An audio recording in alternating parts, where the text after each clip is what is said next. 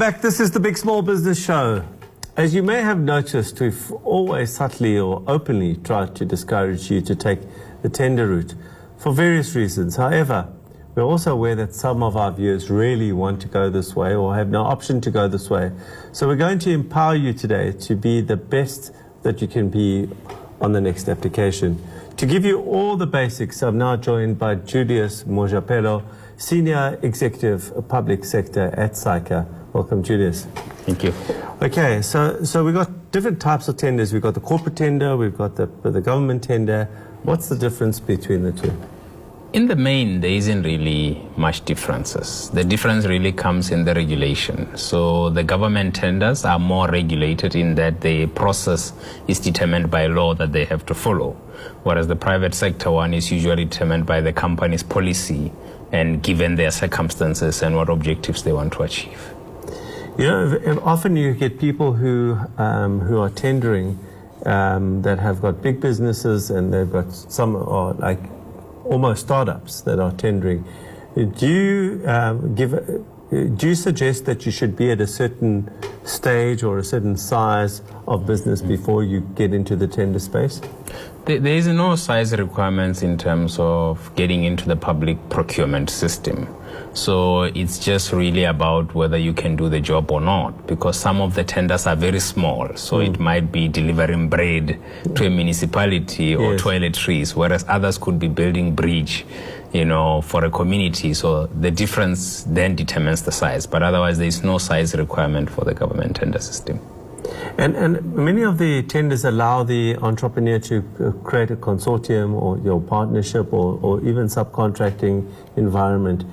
In what circumstances do you recommend this and not recommend it? And what would be the benefits of partnering? Partnering is an option, specifically for startups and small businesses, because they enter into areas where they might not have experience or they might have not the financial muscle to pull through a big project. So partnering is a big option for startups to gain experience while they are partnering with an established player that can teach them the ropes as they go, so that one day they can have their own CV. So partnering is really something big for startups. Yeah. When partnerships go wrong, I mean, are they? I mean, you're both on the hook, and there's a partnership where you rely on their service, they rely perhaps on your service, but they might be messing up, and now your reputation is at stake.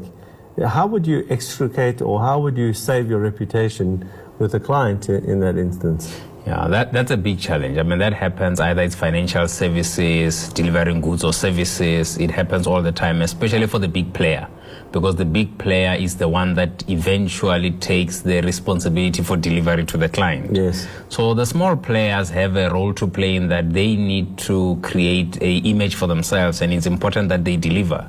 But tight contracting needs to be applied for the big players to ensure that delivery is made by the small players, because you want to make sure that things don't fall through the cracks. But also it's important to get the client involved in understanding what kind of arrangement you're having with the small player, so that they understand the risk you are taking in the process of developing the small businesses. So it is a partnership between you and the client to develop the SMME, not just your responsibility as the big player.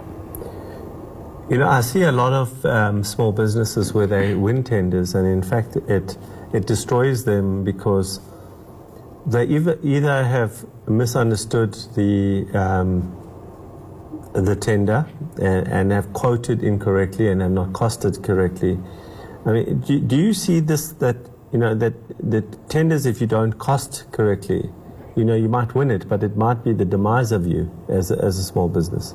It could. I think any uncalculated expansion, whether it's through tendering or getting into a new market, will always have risks.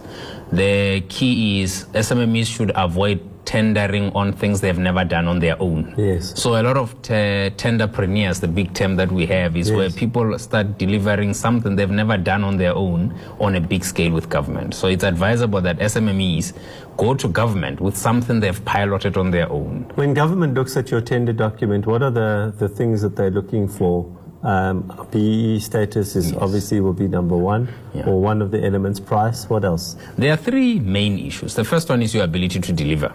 Yes. So one is about experience, trading licenses. There are certain products and services you can only deliver if you have a certain license. Construction is one of them. Food and beverages is one of them. Things like tourism. So those are the things that we'll look at. Can you deliver? And then beyond that, the competitiveness of your price. So what kind of pricing do you have compared to the market, other bidders as well on the line? And like you mentioned, BEE becomes important because in South Africa, we still have the triple challenge of unemployment, poverty, and inequality. So BEE allows government to partner with entities that show commitment to that struggle. So that becomes a big issue. So if you look at currently with the new regulations for procurement in government, the BEE status counts for about 20% of the final determination for tenders that are below 50 million. 50 million is big for an SMME, and beyond that, they count about 10%. So BEE is very, very important in this space. What are the biggest mistakes that you see these small businesses make? We spoke about costing, but what are the other classic things we need to look out for as small businesses when we are filling out these forms?